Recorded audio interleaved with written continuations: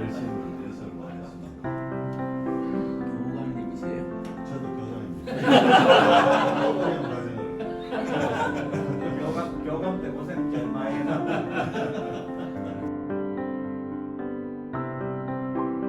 김진호 목사님 나오셔서 말씀 전하실 때에 우리 모든 선생님들에게 큰 감동이 있기를 바랍니다. 목사님 모시겠습니다.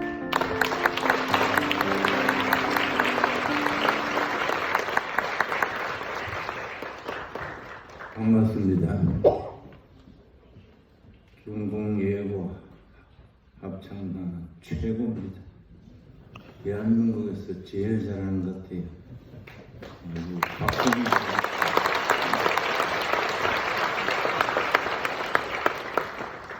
저는 계명대학 철학과 출신입니다.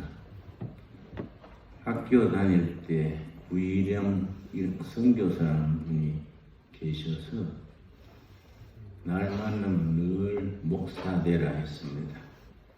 미스터 킴은 성직자가 돼야 돼. 철학자 10명보다 목사 한 사람이 더 소중한 거다고 자꾸 목사 되라 해서 왜 사람한테 악당하세요? 응? 왜 자꾸 나한테 목사 되라 하세요? 거부를 했는데 철학과를 졸업을 하고 철학과의 조교가 됐습니다. 교수 되는 준비 과정이 조교지요. 조교하면서 내가 전공하는 철학에 대해서 갈등을 느꼈습니다. 철학은 끊임없는 질문입니다.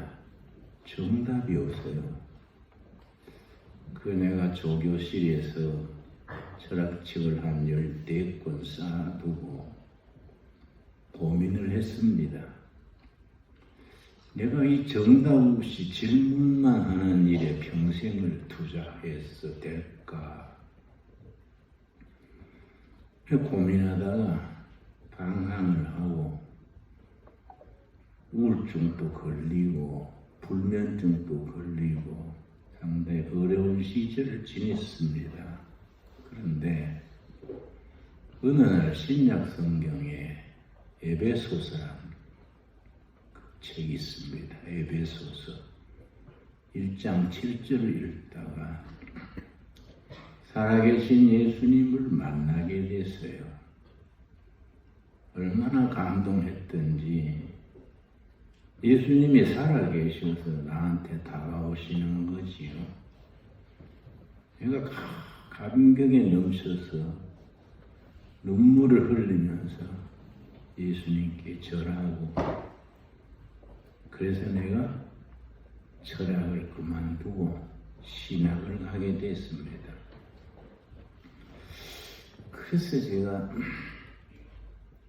후일영 선교사를 찾아가서 선교사님, 마침내 내가 예수님을 만나고 철학을 그만두고 신학을 가기로 했습니다. 그랬더니 엄청 기뻐하셨어요. 그때가 5월달쯤인데 미스터 킴, 신학교 가려면은 아직 반년 이상 남았으니까 시골에 목회자 없는 교회에 가서 목회를 좀 하다가 가면 어떨까? 좋습니다. 그래서 내가 선교사님이 랜드로버 집차에 내 짐을 실어서 데려다 준 데가 저 목단교회라고 달성군에 있는 조그마한 교회입니다. 시골 교회인데 교인이 한 30명 되더라고요. 부임을 해서 이제 교회에서는 가정 방문을 신방 그래요. 신방을 갔는데 다 들에 나가고 집에는 강아지만 있어요. 강아지 데리고 예배 볼 수는 없는 거고 어떡하나. 모두 일터에 나가고 아무도 없으니 어쩌나 하다가 아이디어가 떠올랐습니다. 좋다. 내가 교인들의 일터를 찾아가야겠다.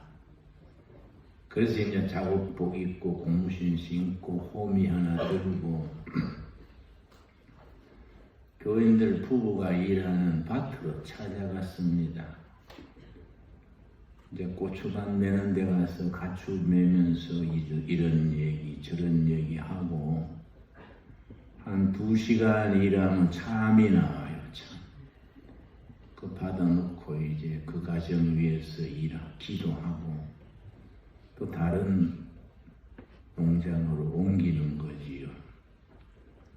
또 동네 사람들 조를 짜서 모를 심습니다. 거 가서 같이 2시간쯤 못 심으면은 들에서 점심을 먹어요. 그러면 이제 수첩에 그거 못 심는 사람들, 교회 다니는 사람, 안 다니는 사람 구별하지 않고 전부 이름을 적어서 식사하기 전에 축복 기도를 해드려요. 그러면 축복 기도해주면 다 좋아해요. 기도하고 점심 먹고 다른 농장으로 옮기고 그랬더니 주민들하고 관계가 좋아지더라고요. 스킨십. 골목에 나가면 주민들이 나를 반가워하고 절의 목사는 맨날 넥타이 메고 성경 찬송 들고 땅만 내려다보고 다니더만 이번 교육자는 호미 들고 집집이 일해주러 다니대. 일할 줄을 모르긴 하더라마는 주민들이 이제 날 그렇게 친숙해지는 거예요. 그러니까 동네 모습처럼 어느 할머니가 교회도 안 다니는데 예배당 선생님요, 우리 아들이 군에 가고 영감하고 나하고 농사 짓는데 콩밭 매는데 좀 도와주실래요? 그러길래 참 고맙잖아요. 교회도 안 다니는 할머니가 도와달라니까 반갑지요. 아이고 할머니 도와드리지요. 그 다음날 가서 이제 같이 콩밭 메고 또 들에서 점심 먹고 오후까지 일하고 저녁에 이제 국수 한 그릇 얻어 먹고 군에 간 아들을 위해서 기도해주고 그렇게 오니까 참 동네 분위기가 좋아졌습니다. 소문이 나지요. 이제 하루는 토요일인데 이웃 교회 한 5km쯤 되는 떨어진 교회 청년회 회장이 나를 찾아왔어요. 그래 전도사님, 내가 물어볼 게 있어서 왔습니다. 그래서 그걸 물어보라 했더니 예수 믿는 사람이 자살하는 것은 죄지요? 그러길래 죄지. 생명의 주인은 하나님인데 자기 생명이라도 자기가 끊으면 영적으로는 그거는 큰 죄지. 절대 자살은 하면 안 되는 거지. 그랬더니 그러면 자살하는 사람 장례하는 것도 죄입니까? 그러더라고요. 그래서는 그건 다르지. 사람이 죽으면 장례하는 거지. 뭐 그게 죄다 아니다 할 건 아니지 않냐. 왜 그래 묻냐. 그랬더니 자기 교회에 19살 먹은 아가씨가 며칠 전에 농약 먹고 자살을 했대요. 근데 그 교회 목사님이 나이도 드셨는데 굉장히 보수적이에요. 아주 영어로 보수적이라는 말 컨서버티브하다 그럽니다. 아주 컨서버티브해서 교리에 아주 철저한 거예요. 예수 믿는 사람이 교리 어기고 자살해서 되나? 내 그렇게 교리 어기고 자살했는 시체 장례 못하겠다. 그래서 장례를 안 해준 거예요. 동네 사람들은 마치 모두 조를 짜서 일하는데 그 집안이 아주 다성바지 밖에서 뜨내기로 들어온 가정이라 친척도 없고 하니까 아주 바쁘니까 그 아가씨가 바쁠 때 죽었구만. 애부당 그래 잘 다녔으니까 애부당서 장례해 주겠지. 그리고 교회로 미루는 거야. 교회에서는 교리 여겼다고 안 해주는 거지요. 그러니까 교회 같이 다니던 청년들이 답답하니까 그 집 앞에 왔다 갔다 하다가 내 소문 듣고 날 찾아왔어요. 그리고 어쩌면 좋을까요? 그래서 참 사정은 딱하고 막. 근데 왜 자살을 했을까? 모르지는 않았을 낀데 그랬더니 아버지는 완전히 술 중독자야. 알코올이. 엄마는 정신 이상자라. 밑에 또 동생이 있어요. 맞다리 돼가지고 술주정병이 아버지, 정신병 엄마, 동생 그 사이에서 고생하다가 못 견뎌서 농약 먹고 죽은 것 같대요. 내가 그걸 들으니까 마음이 짠해서 그 죽은 건 잘못했지만 사정이 딱하구만. 그러면 장례를 누군가는 해야 될 테니 내가 가서 하지. 내 혼자 할 수 있나? 자네들이 도와줘야지. 그랬더니 그 청년이 그래요. 우리는 도와드리겠습니다만은 자살해서 교리 어기고 죽었는데 장례해도 될까요? 그게 목사님 하는 말 그대로 되풀이 하는 겁니다. 그래서 내가 뭐라 한 거 하니, 야 이 사람아, 그거는 프로들이 따지는 거지 우리는 아마추어 아이가. 나중 천국 가서 예수님이 나한테 꾸지람하시기를, 김진호 넌 교리 어기고 죽어 나가시 왜 장례했냐? 꾸지람하시면 내가 뭐 말하지 뭐. 예수님 나 교리 몰라가 했습니다. 그러고 뭐 백제락하고 나가지 뭐. 응? 믿음으로 구원받는다 그랬는데 뭐 불쌍한 아가씨 장례 잘못했다고 처음부터 쫓아내겠냐? 갔어요. 갔더니요, 그 아가씨가 농약 먹고 죽으면서 피를 토해서 피가 목으로 흘러 들어갔는데 피가 마른 자리에 파리떼가 엉켜 있어요. 파리떼 다 쫓아내고 물수건 가지고 피 닦고 그걸 염한다 그래요. 시체를 이렇게 따듬는 게 염한다 그래요. 머리에 빗질하고 뭐 대충 해야지 제대로 할 수 없지요. 근데 청년회 회장한테 자네 가서 가마니 2장 하고 긴 막대기 2개 구해와라. 그걸 가마니를 뜯어서 들꽃을 만들었습니다. 그걸 당가라 그래, 당가. 그 아가씨를 거기 얹고 청년 3명 불러서 나하고 4명이지요. 그 들꽃이 한 구탱이씩 들고 뒷산으로 올라갔습니다. 꾀하고 사과하고 들고 이제 산중턱 따뜻한 양지 쪽에 묻어주자. 그러고 산으로 올라가는데 청년들은 힘이 좋으니까 잘 올라가지요. 나는 뭐 체력이 약하니까 뒤따라가는데 숨가쁘더라고요. 야, 이 사람들아, 천천히 가자. 와 이래 서두르냐? 그 따라가다가 막 비탈에 내가 미끄러졌지요. 미끄러져 넘어지면서 손에 잡은 걸 놓쳐버렸어요.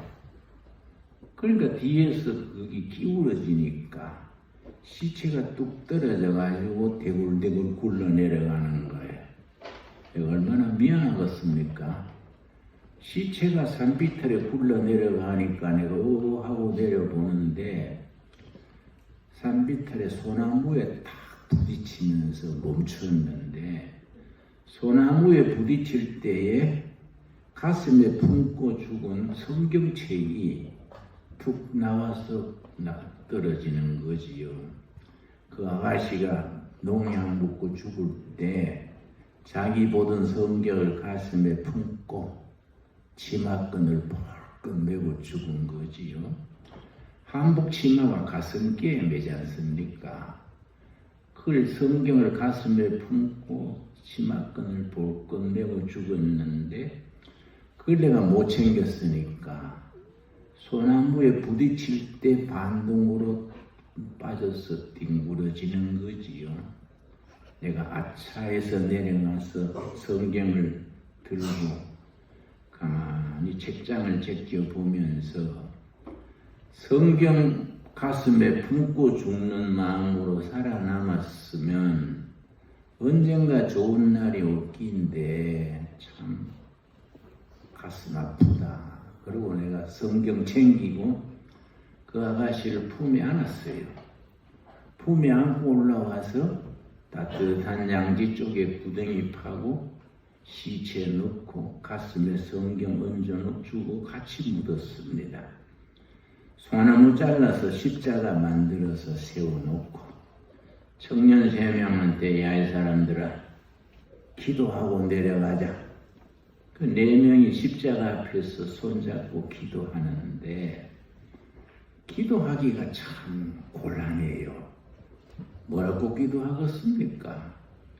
내가 떠듬떠듬 기도하기를 예수님 이 아가씨 교리 어기고 잘못했습니다마는 천국에 좀 들여보내 주십시오.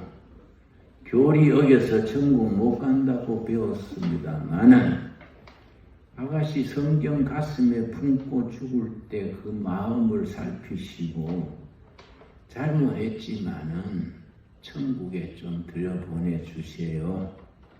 우리 나중 천국 가면은 이 아가씨 만나게 해주세요. 뜨듬뜨듬 그래 기도하니까 청년들이 주저앉아서 울어요. 아가씨 이름을 부르면서 아무개야 교회 오면 늘 웃기고 즐겁게 하더니 그렇게 힘들었냐. 그럼 아가씨 이름을 부르면서 주저앉아 울어요. 한 번 울기 시작하니까 울음을 그치지 않았습니다. 내가 그래서 야 이 사람들아 살았을 때 좀 잘해주지 지금 그래 운다고 되냐. 내려가자. 해진다. 내려가자. 등을 밀다시피 내려왔습니다. 내려오다가 생각하기를 그래도 아가씨 본댁에 가서 어디 묻었다고 1년은 주는 게 좋겠다 그 생각하고 그 집에 내가 들어갔더니 우리 장례 준비할 때는 보이지도 않던 아버지 같은 분이요. 마당에 시골에 멍석에 멍석 10% 만든 자리가 멍석이라 그래요. 술이 막 건대가지고 멍석에 들어 누워가지고 노들강변 백사장 뭐이라고 노랫가락을 흥얼거리고 있어서 내가 열받았어요. 저것도 인간이가 응? 저런 인간은 귀신도 안 물어가나 저거 응? 내가 발길로 차버리고 싶어요. 거기 대고 뭐 딸 어디 묻었다 그래도 못 알아들을 것 같아서 보니까 안방 문 열어놓고 엄마 같아요. 머리가 막 흐트러지고 옷매무새도 흐트러진 부인이 한 50된 부인이 가만히 먼 산 che려보고 있습니다. 아 정신병 걸렸다는 엄만개로구나 그 생각하고 그 앞에 갔습니다. 정신병이더라도 딸 어디 묻었다고 일러는 줘야지 생각하고 그 앞에 가서 아주머니 내가 댁에 따님을 묻어주고 오는 길입니다. 뒤산 어느 골짜기 아시지요? 시골에는 골짜기마다 이름이 있어요. 뭐 갑사골, 우목골, 무슨 골. 마을 사람들은 다 무슨 골 하면 다 알아요. 무슨 골 아시지요? 길가에 따뜻한 양지 쪽에 묻었으니까 시간 나면 찾아보세요. 그러고 돌아서는데 아주머니가 손으로 나를 불러요. 가까이 오라고. 말은 안 하고 손으로 불러서 아주머니 나한테 하실 말씀 있으세요? 가까이 갔더니 더 바짝 가까이 오라고 그렇게 불러서 얼굴 앞에까지 갔더니 아무 소리 안 하고요.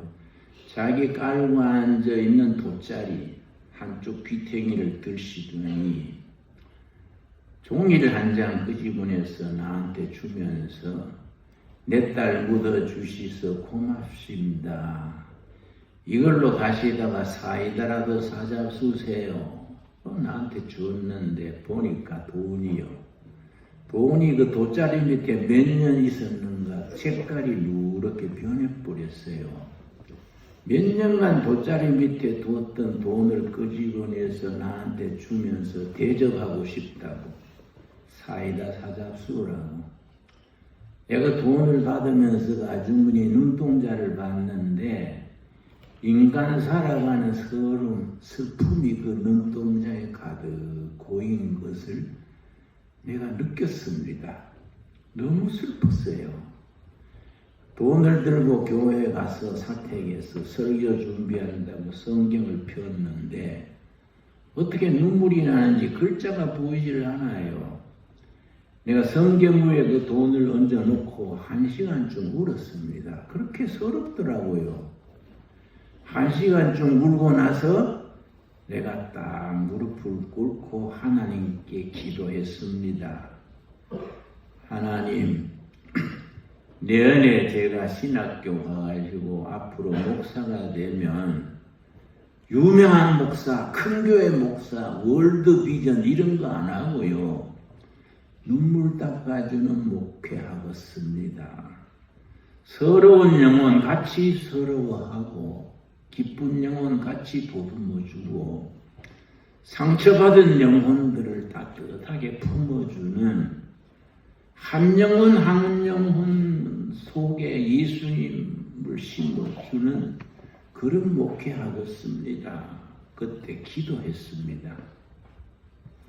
교회에서는 그걸 서원기도 그래, 서원기도. 그 뒤에 내가 신학을 하고 이제 목사가 된 지도 목회한 지도 53년째입니다. 내가 신학교 2학년 때 생각하기를 대한민국에서 제일 가난한 사람들 사는 동네에 들어가서 일해보자. 왜냐? 내가 첫 목회지에서 아가씨 앞에 일로 서원했던 기도를 늘 마음에 생각해서 내가 앞으로 유명한 교회, 큰 교회 목사하지 말고 바닥에 서러운 영혼들과 같이 살아가는, 같이 웃고 같이 울고 그런 목사가 되자. 그래서 신학교 2학년 학생 때 서울서 제일 가난한 동네를 찾았습니다. 그래서 서울 함양대학 뒤편에 빈민촌이 있었어요. 1600세대가 살아가는데 너무너무 가난하더라고요. 그 동네 가서 내가 전도하러 갔는데요. 옛날 박군의 심정하는 전도지가 있었어요. 전도지. 그 가방에 넣고 동네 집집마다 가서 전도지 한 장 주고 예수 믿으세요? 예배당 다니세요? 그래 가는데 한 집에 갔더니 문은 열렸는데 여보세요 해도 대답이 없어요. 아무도 없나 하고 내가 들어가 봤더니 방을 들여다봤더니 12, 13살 된 소년이 병들어 누워 있어요. 몸은 젓가락처럼 여였어요. 바싹 여였는데 배가 올챙이 배처럼 볼록한데 그 배꼽 밑에 한치나 되는 데서 고름이 흘러서 등을 타고 방바닥에 흘러내리는데 거기에 구데기가 자꾸 등 밑으로 기어드는 거예요. 구데기가 고름을 좋아하는가 봐요. 고름 나오는 자리로 자꾸 파고들어서 내가 어떻게 사람이 이럴 수 있을까? 그걸 보고 돌아설 수가 없어서 들어가서 걔 옆에서 얘야 너 왜 이러니? 그랬더니 눈동자는 움직이는데 대답이 없어요. 근데 도저히 갈 수가 없어서 누가 오도록 기다렸더니 한 2시간쯤 앉아서 기도하다가 찬송하다가 기다렸더니 한 50대 아줌마가 오셨어요. 날 보고 누구신지요? 그래서 나는 이 동네 전도하러 왔다가 얘를 보고 너무 끔찍해서 가지를 못하고 기다리고 있습니다. 아주머니 얘 엄마 되십니까? 그랬더니 그렇다 그래요. 얘가 왜 이런데요? 그랬더니 아이고 저 녀석이 이 애미를 못 잡아먹어가 죽도 않고 살도 않고 저 자식 때문에 내가 정말로 속골빙 다 들었어요. 탄식하는 거예요. 그 왜 이런데요? 그랬더니 5살, 6살 때 자꾸 감기하고 하길래 아스피린 사 먹이고 콩나물국 해 먹이고 하면 나섰다가 또 재발하고 지금 13살이래요. 6달 전부터 저렇게 배에서 고름이 나온다는 거지요. 그 아주머니 병원에 가보셨어요? 그랬더니 먹고 살기 힘드는데 병원에 갈 시간이 있나요? 그래서 아줌마 그래도 병원에 가서 무슨 병인지 알아보셔야지요. 허락해 주시면 내 비용으로 내가 내일 한번 병원에 데리고 가볼게요. 그랬더니 그래 해주시면 고맙지요. 그래서 걔 학형이요. 학형, 김학형. 그날 신학교 기숙사 가가지고 방바이 다니면서 모금했습니다. 주머니 돈 다 내놓으시오. 이럴 때 돈 안 내면 역적이요. 역적. 죽어가는 애 살리니까 돈 다 내시오. 그 막 억지로 모금해가지고 한 3만 원 모아가지고 그 다음날 택시 한 대 대절해서 걔 데리고 저 서울의 사직공원 옆에 시립아동병원에 있었습니다. 거기 가서 진찰을 다 했더니요. 척추결핵에 척추결핵. 폐병균이 척추 3개는 다 먹어버렸어요. 척추 2마디는 절반이나 먹었는데 거기서 고름이 나오는 거지요. 나한테 의사 선생님이 꾸지람하기를 결핵은 정부에서 약을 주는데 이렇게 방치했냐 막 꾸지람을 해요. 그 어떻게 하면 되겠습니까? 그때 얘 양볼 단계는 지났고 큰 수술을 해야 되는데 대수술해서 상한 척추 5마디 끄집어내고 인조 척추 넣어가지고 대수술해야 된다는 거지요. 그 수술비가 뭐 엄청나지요. 내한테는 천문학적인 돈이지요. 선생님, 그 뭐 수술 길 열릴 동안에 약 좀 줘주세요. 그랬더니 얘는 약 먹을 단계는 지났어요. 그래서 그래도 약이라도 먹으면서 길을 찾아야지요. 그래서 이제 2달치 결핵약을 받아와가지고 저거 집에 와가지고 학형아 오늘부터 약을 먹는데 너도 의사 선생님 말씀 들었지? 약 먹을 단계 지났대. 그래도 왜 약을 먹느냐? 약 먹는 시간이 기도하는 시간이야. 그냥 기도문을 적어줘서요. 예수님 나 학형이는 낫고 싶어요. 나도 나서서 다른 아이들처럼 뛰어다니고 싶어요. 나중 자라서 예수님의 일꾼 되겠습니다. 예수님 이름으로 기도드립니다. 이렇게 적어줬더니 걔가 착해요. 뭘 수제비나 국수 한 그릇 먹으면 꼭 그 기도문 들고 기도 드리는 겁니다. 20일을 그래 매일 했더니요 고름이 멈추더라고요. 한 달 지나니까 눈동자에 생기가 돌아와요. 2달 지나니까요 빠듯이 일어서더라고요. 그 엄마하고 나하고 옆에서 성령님 학형이 힘 주십시오. 허리에 힘 주십시오. 막 옆에서 응원하니까 문고리 짚고 빠듯이 일어나는 거예요. 그래 나더니 그때부터 밖에 다니더니 하루가 다르게 튼튼해져요. 한 번은 신학교 공부 마치고 걔 집에 갔더니 골목에서 다른 애들하고 씨름하고 있어요. 내가 깜짝 놀래가지고 학형아 너는 씨름하면 안 돼. 네 사진 안 봤어? 척추이 없는데 내려앉아버리면 큰일 난다. 그랬더니 걔가 싱글싱글 웃으면서 다 나서시오. 그래서 내가 엄마한테 아주머니 이상해요. 골목에서 씨름하길래 간 떨어질 뻔했네요.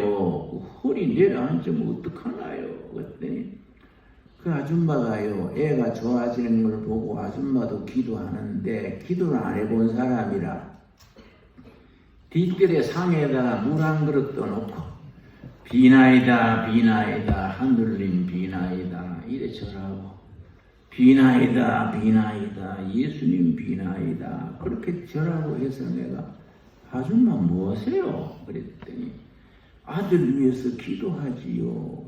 무슨 기도를 산신령한테 빌듯이 비나이다 그래 합니까? 그랬더니 기도할 줄 몰라서 그래요. 그래서 근데 물그릇은 왜 떠났어요? 그러니까 아무것도 없이 허전해서 떠났지요. 그래서 아줌마 내가 성경 드릴 테니까 물그릇 치우고 성경 놓고 기도 벽을 맞추었어. 친정아버지가 있듯이 하늘아버지가 있는 겁니다.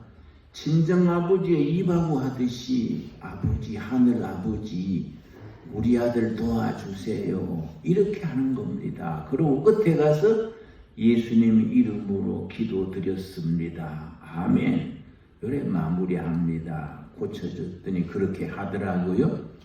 걔가 자꾸 좋아지니까 애들하고 씨름하는 날 내가 엄마한테 그래 이상해요. 얘가 씨름해요. 그랬더니 내 보기는 다 나은 같아요. 그래서 아닌데요. 대수술해야 된다 했는데요. 내일 내가 병원에 다시 가서 진찰해 보겠습니다. 그 다음날 또 택시 대절해서 시립아동병원 가서 다시 진찰했더니 의사 선생님이 고개를 갸륵 하면서 얘는 완치됐습니다. 이러는 거예요. 그걸 내가 무슨 말씀이에요? 대수술을 해야 된다 했지 않습니까? 그랬더니 글쎄 의학은 자료를 가지고 그 말하는 과학입니다. 지금 폐병이 다 났어요. 그래서 내가 우리 예수님이 우리 기도 들어주셨구나. 얼마나 기쁜지. 우리 기도 들으시고 예수님이 우리 학교에 고쳐주신 거예요. 기적이 일어난 거지요. 그러니까 주머니 돈 다 내가지고 사탕 사가지고 동네 애들 다 모아가지고 예수님이 우리 학교에 고쳐주셨어. 잔치하고. 그 다음에 내가 그 동네 가면 동네 노인들이 날 보고요. 저런 아무개집 아들 꼽축병 고친 선생이야. 우리 동네 예배당 세워달라 하세. 이런 동네 예배당 서면 동네 애들 교육에 좋은가? 그러는 거예요. 또 아줌마들이 나를 보면요. 선생님 예배당 언제 서나요? 예배당 서고 우리 부부는 다니기로 했습니다. 그래요. 그런 말 몇 번 들으니까 하나님께서 학형리를 통해서 이 동네 교회 세우고 어린이도 가르치고 노인들도 위로하고 병자도 돌보고 교회 세우라는 기구나. 그렇게 시작한 교회가 53년 됐습니다. 53년 지내놓고 보니까 고비고비 하나님이 기도 들어주시고 역사해 주셨지요. 여러분 기독교 신앙은 체험의 신앙입니다.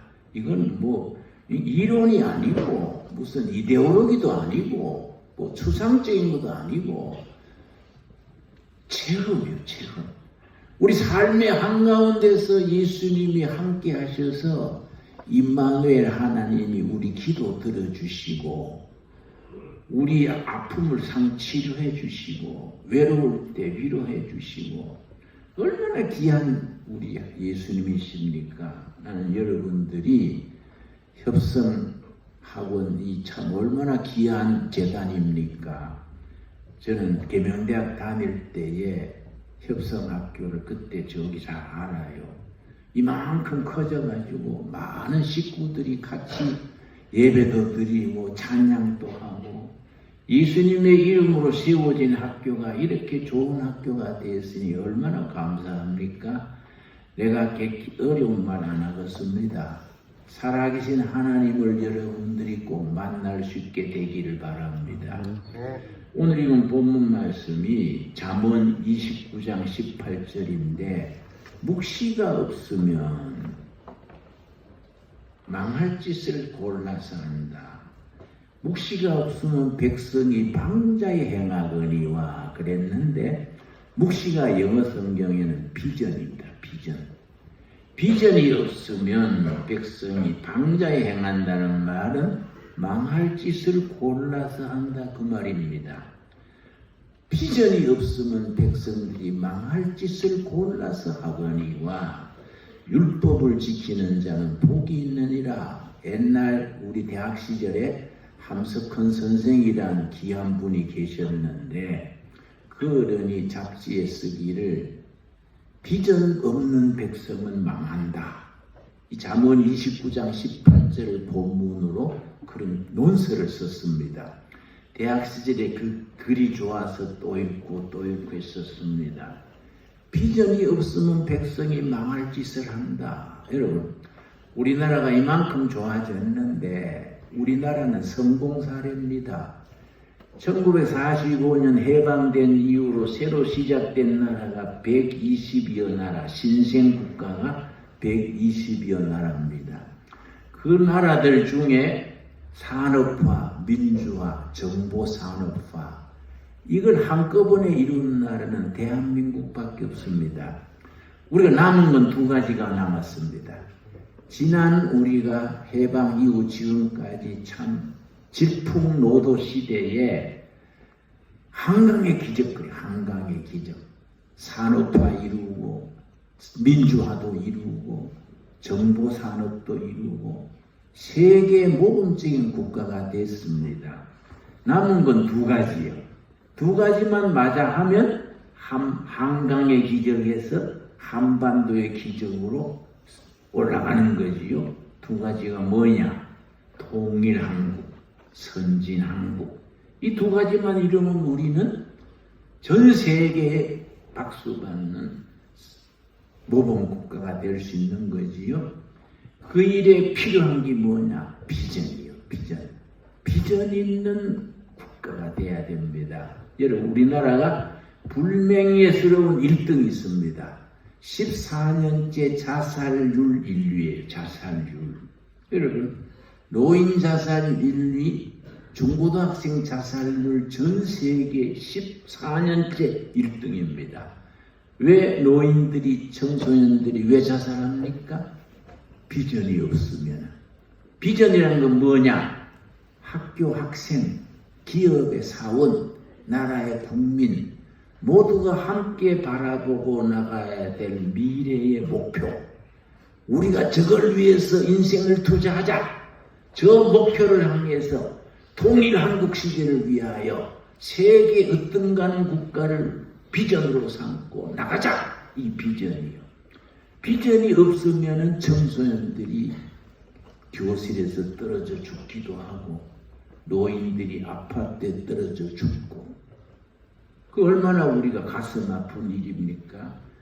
우리 협성학교들은 교실에서 도서실에서 선생님과 학생들 만남 속에서 비전을 함께 가꾸어 나가는 비전 있는 교실이 될 수 있게 되기 바랍니다.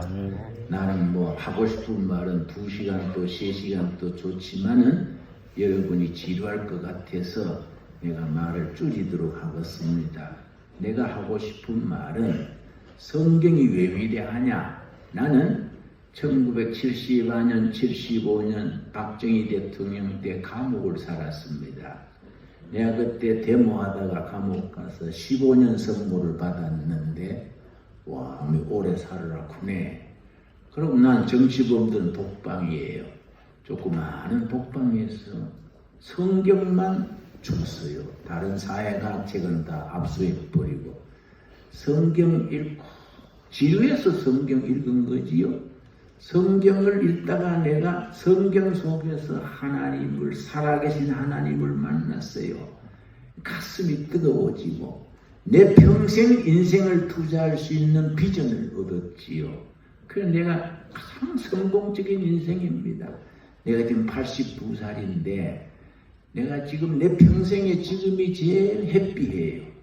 제일 감사해요. 왜냐? 내 삶에 내 인생을 투자할 수 있는 비전이 있고 예수를 믿음으로 희망을 가지고 그걸 사람들에게 나눌 수 있다는 게 얼마나 감사한 일입니까? 바라기는 협성교육재단 모든 식구들이 예수님 안에서 희망을 품고 비전을 가지고 한국에서 최고의 학교로 나갈 수 있게 되기 바랍니다. 기도하겠습니다. 이제는 교회 머리 되시며 협성학원의 이사장님이시고 교장님 되시며 예수 그리스도의 은혜와 하나님 아버지의 깊고 넓으신 사랑과 성령님의 위로하시며 인도하시며 비전을